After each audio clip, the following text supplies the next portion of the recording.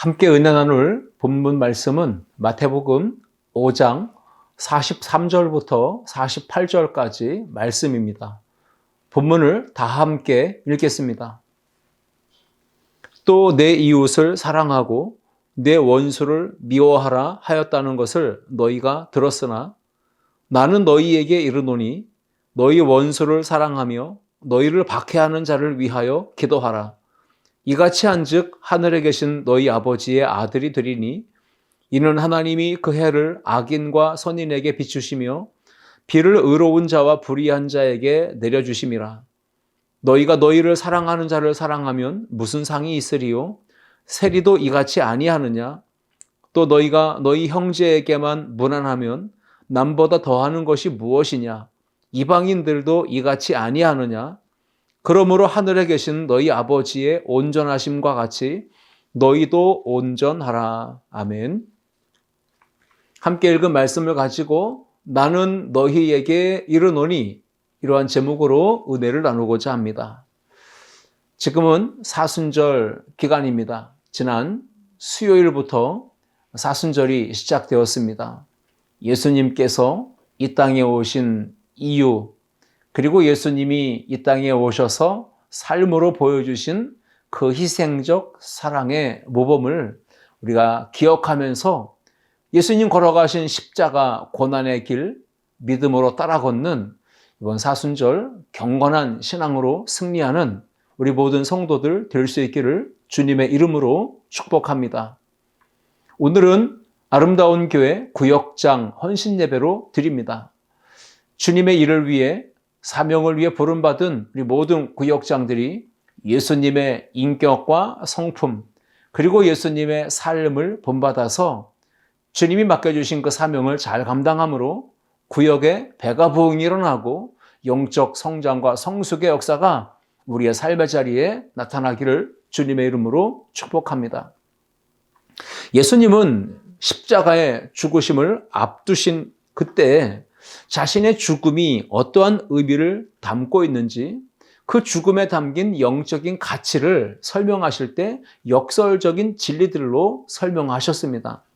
요한복음 12장 24절로 26절 말씀해 보시면 내가 진실로 진실로 너희에게 이르노니 한 알의 밀이 땅에 떨어져 죽지 아니하면 한 알 그대로 있고 죽으면 많은 열매를 맺느니라. 자기의 생명을 사랑하는 자는 잃어버릴 것이요 이 세상에서 자기의 생명을 미워하는 자는 영생하도록 보전하리라. 사람이 나를 섬기려면 나를 따르라. 나 있는 곳에 나를 섬기는 자도 거기 있으리니 사람이 나를 섬기면 내 아버지께서 그를 귀히 여기시리라. 이런 말씀을 예수님이 주셨습니다. 이 말씀의 내용은 세 가지인데 역설입니다.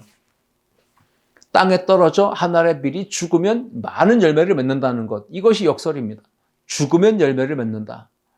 신앙의 역설은 죽어야 사는 것입니다. 두 번째 예수님이 말씀하신 역설은 자기 생명을 사랑하면 잃게 될 것이고 자기 생명을 미워하면 영생하도록 보존된다. 이런 말씀도 역설의 내용을 담고 있습니다. 그리고 세 번째가 섬김의 삶을 말하고 있습니다. 섬기며 낮아지며 종의 삶을 살면 하나님께서 그를 존귀하게 여기시고 높여주신다라고 하는 역설인 것입니다. 기독교의 신앙이 역설입니다. 예수님의 십자가 그리고 죽으심, 인간적으로 볼 때는 패배요, 저주요, 실패입니다. 그러나 역설이기에 하나님의 관점으로 믿음의 눈으로 볼 때는 예수님의 십자가, 죽으심은 승리요, 성공이요, 영광입니다. 십자가는 저주와 같은 것이지만 예수님은 그 십자가를 복이 되게 하신 분이시죠. 그러므로 십자가, 죽으심, 그리고 부활, 이것이 기독교 복음의 핵심인데 그 기독교 복음의 특징은 대다수가 거의 전부 다가 역설적 진리를 담고 있다는 것입니다. 내가 죽으면 산다. 내가 죽을 때 내 속에 그리스도께서 사신다. 이것이 바로 기독교의 역설이죠. 낮아지면 높아진다. 섬기면 주님이 존귀하게 여겨주신다. 지는 것이 이기는 것이다. 주면 더 많은 걸 얻게 된다, 받게 된다. 이러한 다양한 기독교는 역설을 가르치며 우리에게 신앙생활의 성숙과 믿음의 도전을 이루라고 말씀하고 계십니다. 마태복음 20장 16절 말씀에서도 보시면 이와 같이 나중된 자로서 먼저 되고 먼저 된 자로서 나중되리라. 세상적으로는 이해할 수 없는, 상식으로는 이해될 수 없는 말씀이죠. 나중된 자가 먼저 된다는 것입니다. 누가복음 6장 20절로 21절에서도 예수님은 말씀하십니다. 가난한 자는 복이 있나니. 세상은 가난한 자가 복이 있다고 말하지 않습니다. 그러나 하나님 나라는 가난한 자가 복이 있습니다. 왜냐하면 하나님 나라가 그들의 것이기 때문이라 말씀하십니다.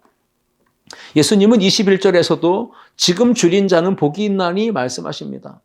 세상적인 관점으로 볼 때 굶주린 사람이 무슨 복이 있겠습니까? 그러나 하나님 나라의 관점으로 보면 그들이 배부름을 얻게 될 것이기에 지금 줄인 자가 복이 있다라고 역설을 말씀하신 것입니다. 나아가 지금 우는 자가 복이 있다 말씀하십니다. 왜냐하면 웃게 될 날이 오기 때문이라는 것이죠. 그렇게 기독교의 이 역설적 진리는 성경의 가르침이고 예수님의 교훈입니다. 그런데 세상 사람들은 우리가 신앙인으로, 그리스도인으로, 예수님의 제자로 예수님이 말씀하신 역설의 진리를 따라서 사는 그 모습을 보면 뭐라고 얘기할까요? 참 바보 같다, 이렇게 얘기합니다.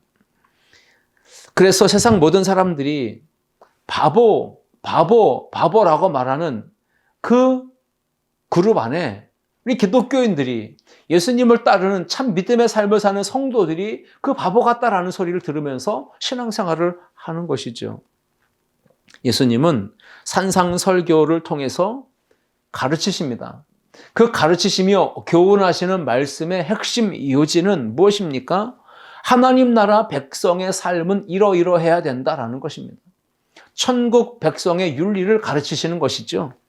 똑똑한 사람 되지 말고 바보 같은 사람 되라, 이렇게 말씀하시는 것입니다. 예수님께서 말씀하신 그 역설을 따라서 살아가다 보면 틀림없이 세상 사람들로부터는 비아냥거림을 당하고 손가락질을 받고 놀림거리가 될 수 있고요, 왕따를 당할 수도 있을 것입니다. 그렇지만 예수님을 따라서 말씀에 순종하며 살면 세상적으로 볼 때는 바보 같아 보일지 몰라도 그건 바보가 아닙니다. 그 바보처럼 사는 제자, 그리스도인, 성도, 하나님의 자녀들을 하나님 아버지는 사랑해 주시고 칭찬해 주시고 인정해 주시고 상을 얻게 하실 줄 믿음으로 살아가는 저와 여러분 될 수 있기를 주님의 이름으로 축복합니다. 성숙한 제자는 이 땅에서 똑똑하게 사는 게 아니라 바보같이 사는 사람을 말하는 것이죠. 영적 성장과 성숙, 그것은 바로 예수님의 말씀을 따라 거룩한 바보처럼 살아가는 것입니다. 그런데 천국은 바로 그러한 자의 것이다라고 예수님은 분명하게 선언하십니다. 어떤 사람이 천국을 소유합니까? 이렇게 바보같이 살아가는 사람, 말씀을 따라서 살아가되 순종하며 사는 그 사람, 그들이 바로 천국을 소유하게 된다라고 하는 것이죠.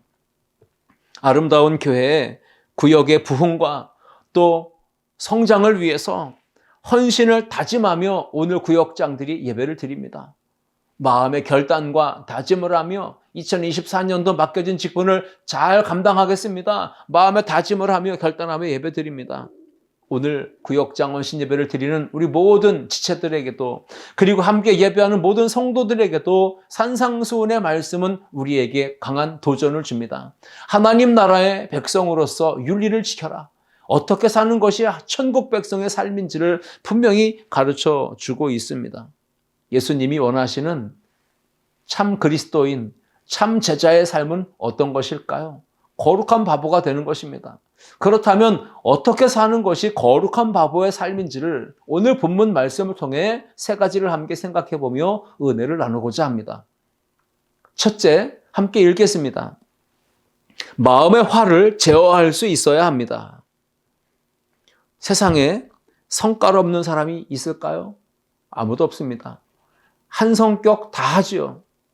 기질에 따라, 성향에 따라 혈액형에 따라 사람마다 다 차이가 있겠지만 이 세상에 사는 모든 사람은 전부 다 마음에 화를 가지고 살아갑니다.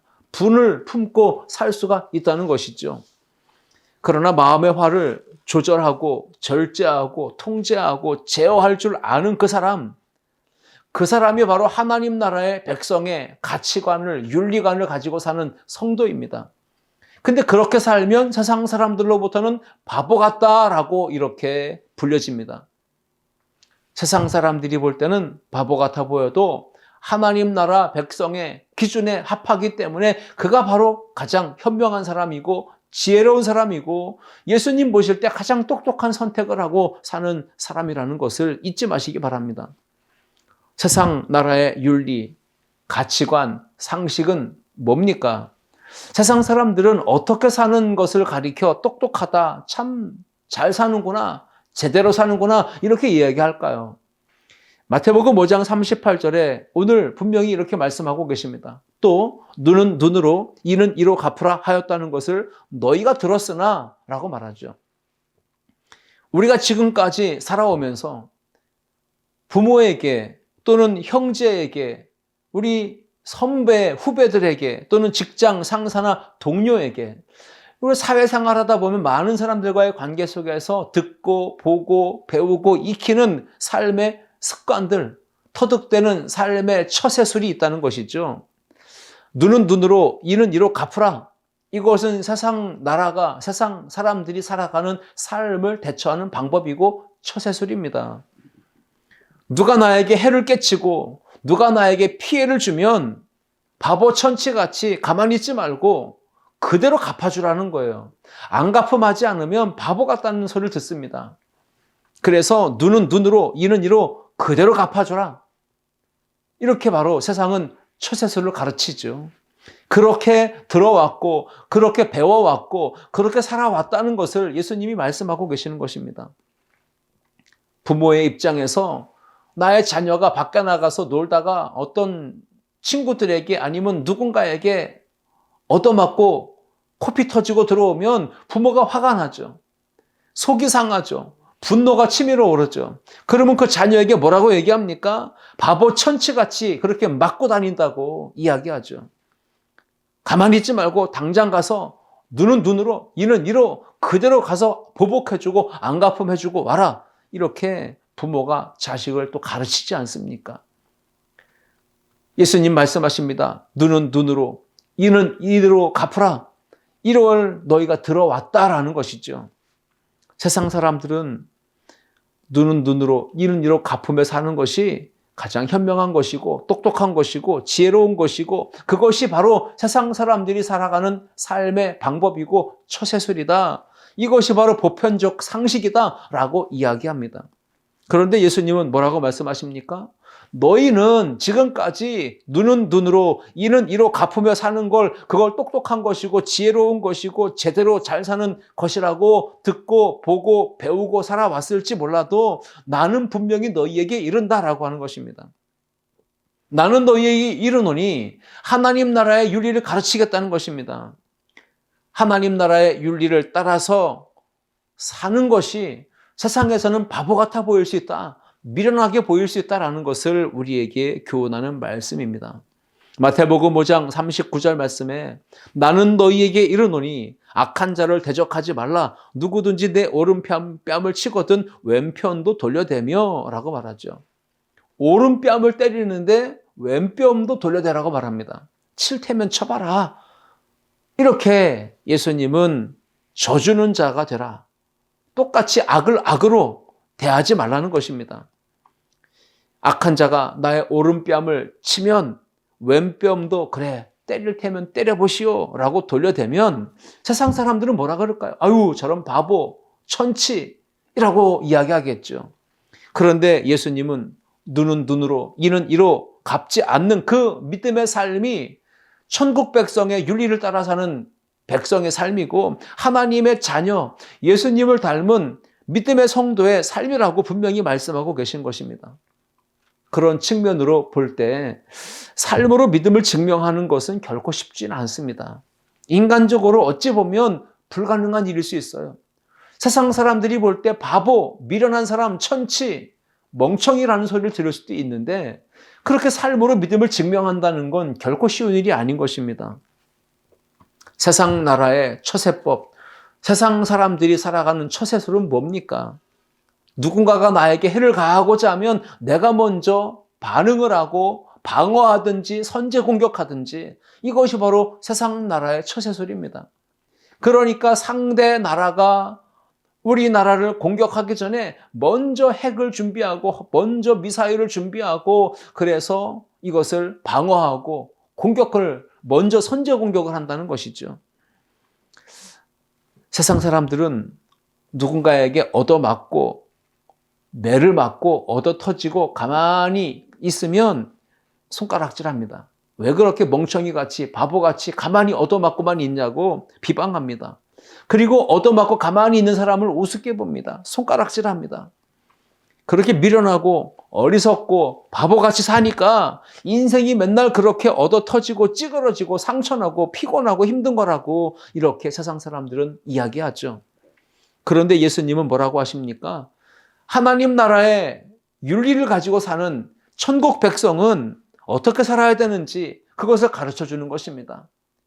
신앙인은 쉬운 길을 걷는 게 아니라 어려운 길을 걸어가는 거라는 것이죠. 신앙생활, 믿음생활 쉽지 않다는 겁니다. 어렵다는 겁니다. 힘든 것이라고 말씀하시는 것입니다. 부자가 천국에 들어가는 것, 낙타가 바늘기로 들어가는 것보다 더 어렵다고 말씀하시지 않습니까? 천국에 들어가는 길은 넓은 문이 아닙니다. 넓은 길도 아닙니다. 천국에 들어가는 문은 좁습니다. 그 길도 협착합니다. 그러니까 사람들은 선택하죠. 넓은 문, 넓은 길을 선택합니다. 왜? 쉬우니까 말이죠. 그러나 진정한 그리스도의 제자들을, 진정한 하나님 나라의 가치관, 윤리관, 그 백성의 삶을 사는 성도들은 좁은 문으로 들어가고 좁은 길을 걸어갑니다. 쉽지 않습니다. 어렵습니다. 힘듭니다. 그렇게 어려운 고난을 감내하면서 걸어가면 세상 사람들로부터는 미련하다, 어리석다, 바보 같다라는 소리를 듣게 될 것입니다. 그래서 우리에게 필요한 것은 무엇입니까? 마음속에 일어나는 화, 분, 이것을 제어하고 조절하고 통절하며 사는 것이, 그것이 바로 천국 백성의 삶이다라고 말씀을 하고 계신 것입니다. 믿음의 성도들은 세상 속에서 어떻게 살아야 될까요? 예수 믿는 성도들은 세상에서 힘들지만 바보 같은 소리를 들어야 된다는 것입니다. 하나님 나라 백성의 윤리를 따라 사는 것, 그것은 바로 집안에서도, 가정에서도, 교회에서도, 직장에서도, 학교에서도, 이 세상 나라 어느 곳에서든 우리는 힘든 길을 선택하고 믿음의 길을 걸어가야 된다는 것입니다. 왜 가정에서 시끄러운 소리가 나고 다툼이 일어납니까? 왜 교회에서 시끄러운 소리가 나고 다툼이 일어납니까? 왜 나라가 시끄럽고 다투고 경쟁하고 분쟁을 합니까? 이유가 뭘까요? 눈은 눈으로, 이는 이로 그대로 보복하고 안갚음하고 그렇게 살기 때문에 세상 사람들은 전부 다 다툼과 경쟁, 시기가 끝이 없는 것입니다. 말다툼이 없으려면, 경쟁이 없으려면, 다툼이 없으려면 어떻게 하면 좋을까요?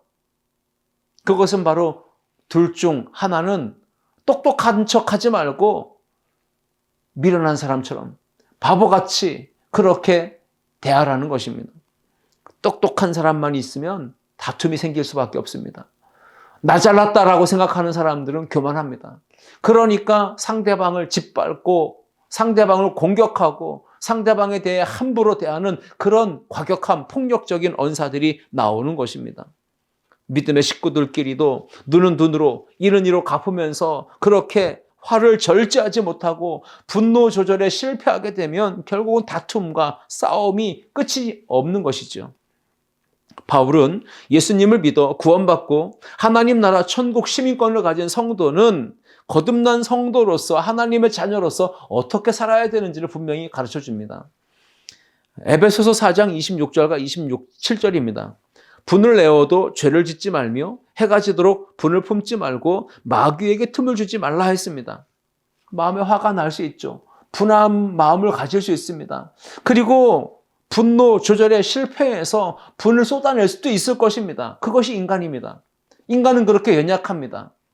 그러나 중요한 건 뭐죠?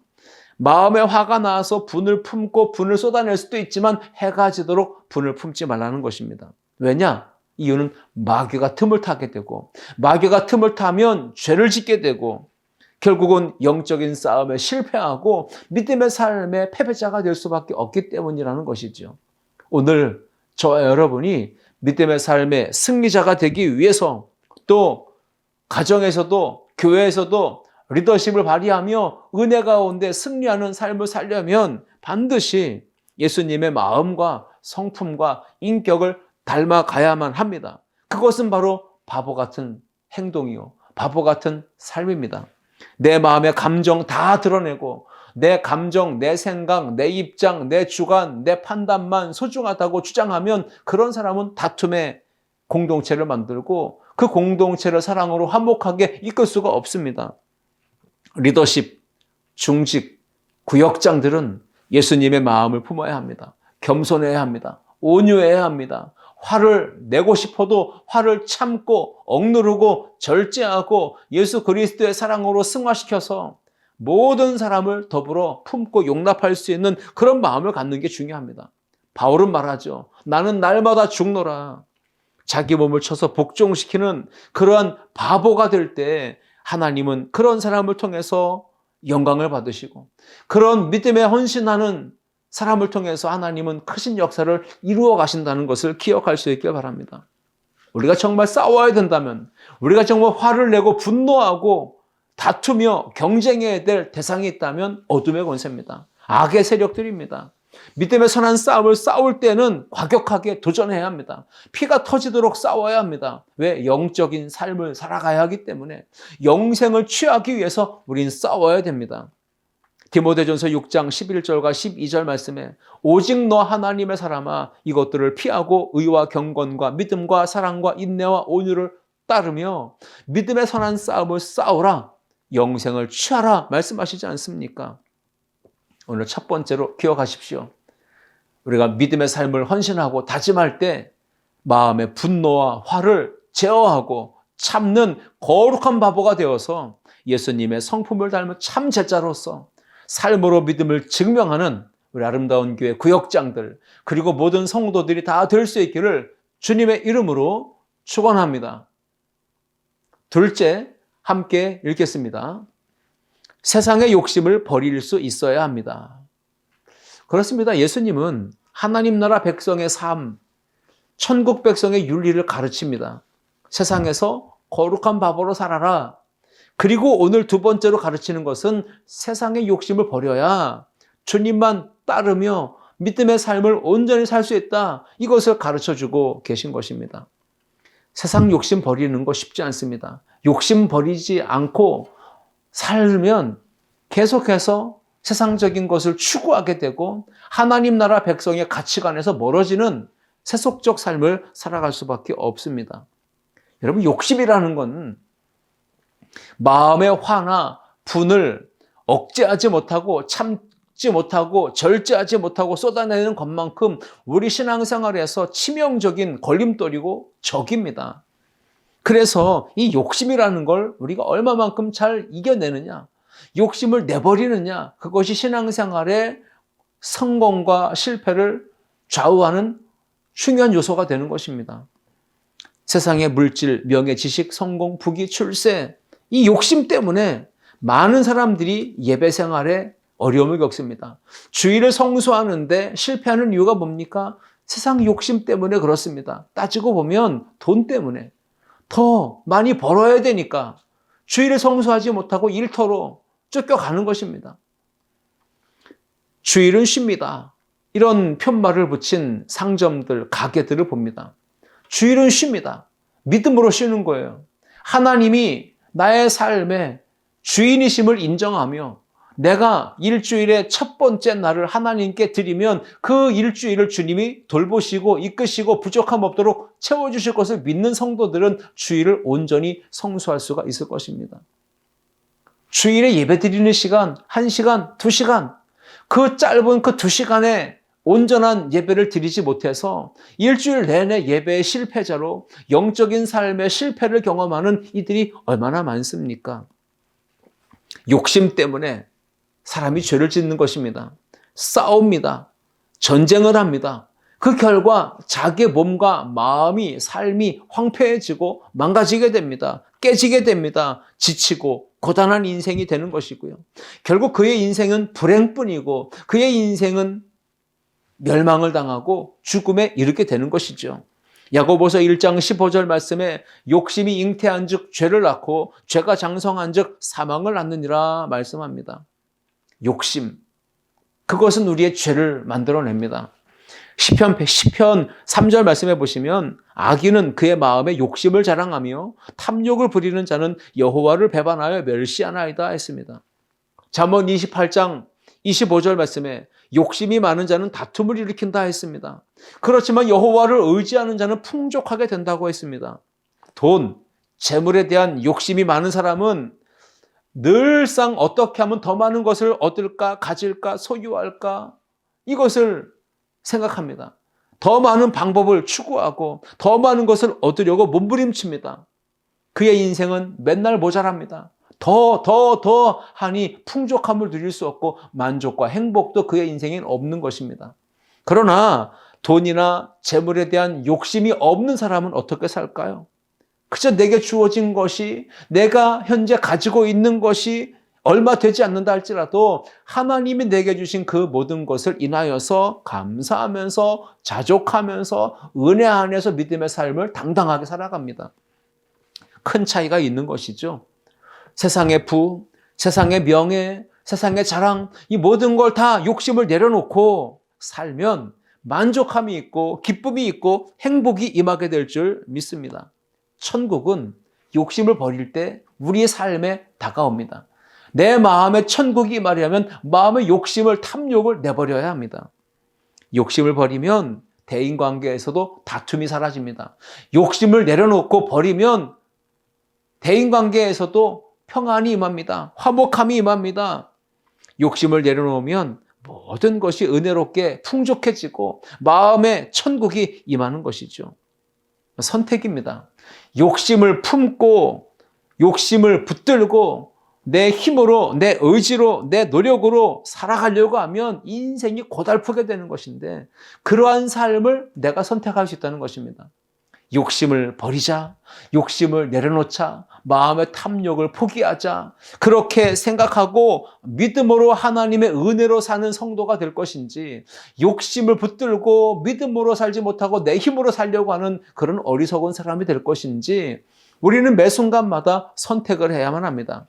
바라기는 우리 구역장 헌신 예배를 드리는 모든 분들도, 함께 예배하는 모든 성도들도 믿음의 선택을 하십시오.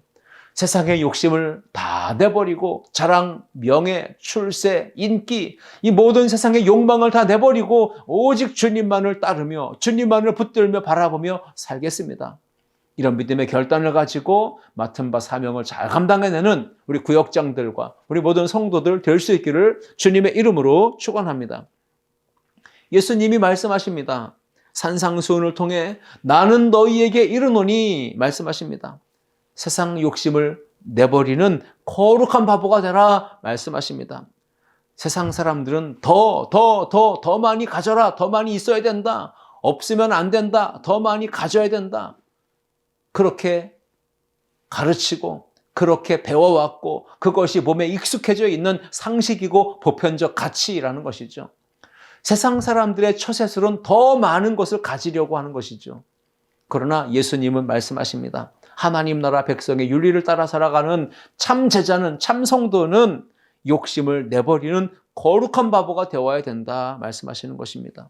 마태복음 5장 40절로 42절을 말씀해 또 너를 고발하여 속옷을 가지고자 하는 자에게 겉옷까지도 가지게 하며 또 누구든지 너로 억지로 오리를 가게 하거든 그 사람과 십리를 동행하고 네게 구하는 자에게 주며 네게 꾸고자 하는 자에게 거절하지 말라. 세상 사람들이 볼 때는 바보 같아 보이죠. 그러나 예수님은 말씀하십니다. 속옷뿐 아니라 겉옷도 내어주라. 속옷 주는 것도 겉옷 주는 것도 다 어려운 것인데 하나도 아니고 둘 다를 주라는 것이죠. 예수님은 말씀하십니다. 오리를 함께 가자고 하면 10리를 동행해 주라 말씀하십니다. 구하고 꾸고자 하는 자에게 거절하지 말고 인색하지 말고 마음껏 베풀어주고 나눠주라. 이것이 예수님 말씀하시는 하나님 나라 백성의 삶입니다. 세상 사람들은 그렇게 살면 바보 같다, 미련하다, 그건 올바르지 않은 태도다 이렇게 평가하겠죠. 예수님은 그렇게 바보 소리를 듣는 것이 신앙생활 잘하는 것이다. 그렇게 바보 같은 삶이라고 평가를 받는 것이 예수님은 그렇게 살면 천국에서는 큰 자가 된다, 상을 얻는 자가 된다 말씀을 주고 계신 것입니다. 천국 백성의 윤리를 따라 살아가는 성도, 주님께서 원하시는 그 백성의 삶은 뭡니까? 창고에 음식을, 양식을, 곡식을 가득가득 쌓아두고 혼자서만 배부르게 호화로운 삶을 살며 그렇게 기름진 인생을 사는 것, 그것이 주님이 원하시는 삶은 아닙니다.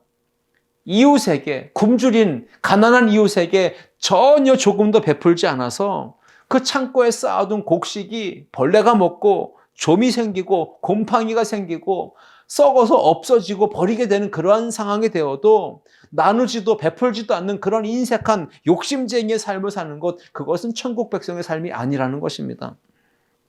예수님은 세상 재물에 대한 욕심을 버리지 못해서 구원과 영생의 기회를 잃어버린 붙잡지 못한 부자 청년의 이야기를 주신 적이 있습니다. 누가복음 18장 22절 말씀입니다. 부자 청년에게 예수님 말씀하시죠. 내게 있는 것을 다 팔아서 가난한 자들에게 나눠줘라. 그리하면 하늘에서 네게 보화가 있으리라. 그리고 와서 나를 따르라 말씀하셨습니다. 그 말씀을 듣고 부자 청년은 선택을 합니다. 그는 부자이기 때문에 예수님이 하신 말씀을 듣고 마음에 심히 근심했다라고 기록합니다. 선택을 해야 합니다. 다 버리고 욕심 다 버리고 욕망 탐욕 다 버리고 주님을 따를 것인지 나누고 베풀며 살 것인지 선택을 해야 된다는 것입니다. 누가복음 6장 38절 말씀 보십시오. 주라 그리하면 너희에게 줄 것이니 우리가 내 것을 아낌없이 남에게 베풀고 이웃에게 구워주고 가난한 자에게 주게 되면 하나님은 우리에게 그대로 보상해 주신다고 말씀하십니다. 곧 후이되어 누르고 흔들어 넘치도록 하여 너희에게 안겨주리라 말씀하십니다. 2024년도를 살아갈 때 삶으로 믿음을 증명하기를 원하는 성도들, 구역장으로, 기관장으로 주어진 사명의 자리에서 충성봉사원 신하는 모든 일꾼들은 주님의 가르치신 이 말씀을 마음에 새기시고 나누어주는 삶, 베푸는 삶, 그러한 삶을 살아갈 수 있기를 축복합니다. 그러려면 세상 욕심을 내려놓아야 합니다. 버려야 합니다. 더 많이 움켜쥐려고 하고 손을 펼치지 않으면 도울 수도 나눌 수도 구워줄 수도 사랑을 실천할 수도 없기 때문입니다. 나눔을 실천하는 성도가 될 수 있기를 축복합니다. 구역원들을 섬기십시오. 가난한 이웃을 돌아보십시오. 힘이 없는 약자를 살펴주십시오. 그것이 바로 하나님이, 예수님이 우리에게 원하시는 천국 백성의 삶이라는 것입니다. 인색하지 마십시오. 나누고 베풀고 구워주는 삶의 넉넉함을 가지고 살아가십시오. 제자의 삶, 주님을 따르는 천국 백성의 삶은 어떠한 것인지 나누고 베풀며 구워주고 착하고 선하고 의로운 삶을 사는 것입니다. 그렇다면 더 풍성하고 더 많은 것으로 우리 주님이 채워주신다. 이 약속의 말씀을 주셨습니다. 이 말씀 붙들고 세상의 욕심을 다 내버리고 주님을 닮은 참신앙인으로 영적인 성장과 성숙을 이루며 삶으로 믿음을 증명하는 우리 구역장들과 우리 믿음의 성도들 모두가 되시기를 주님의 이름으로 축원합니다. 셋째, 함께 읽겠습니다. 원수까지도 사랑할 수 있어야 합니다. 예수님은 분명히 우리에게 거룩한 바보 같은 삶을 살 것을 말씀하십니다. 나는 너희에게 이르노니 세상에서는 너희가 그렇게 듣고 보고 배우고 처세술을 터득하며 살았을지 몰라도 나는 너희에게 이른다. 천국 백성의 삶은 거룩한 바보가 되는 거다. 그래서 마음의 화도 참고 누르고 제어하고 통제할 수 있어야 된다. 나아가서 세상의 욕심, 욕망, 탐욕 모든 걸 다 아낌없이 내버리고 마음껏 베풀고 나누고 꾸어주는 선행을 실천하는 거룩한 바보가 되어야 한다. 그리고 세 번째 오늘 말씀하시는 것이 원수까지도 사랑하고 용서하는 거룩한 바보가 되어라. 이것이 바로 삶으로 믿음을 증명하는 성도다라고 가르쳐주고 계신 것입니다. 예수님은 말씀하십니다. 눈은 눈으로, 이는 이로 갚지 말아라. 악한 자를 대적하지 말아라. 원수도 사랑하라. 분명히 말씀하십니다. 마태복음 5장 43절과 44절 말씀에 내 이웃을 사랑하고 내 원수를 미워하였다는 것을 너희가 들었으나 합니다. 여기에 이웃을 사랑하라 하는 말씀은 레위기 19장 18절 말씀을 의미하는 것이고요. 그러나 그 뒤에 나오는 내 원수를 미워하라. 이 말씀은 구약 성경 어디에도 나오지 않습니다. 그 당시 불신이 팽배한 가득한 그 세상에서 사회 속에서 사람들은 나름대로의 상식을 가지고 고정적인 관념을 가지고 가치관을 가지고 처세술로 살아왔던 것입니다. 그것이 뭡니까? 내 원수는 미워하고 너를 사랑하는 그 이웃은 너도 사랑하면 된다. 이웃은 사랑하되 원수는 미워해라.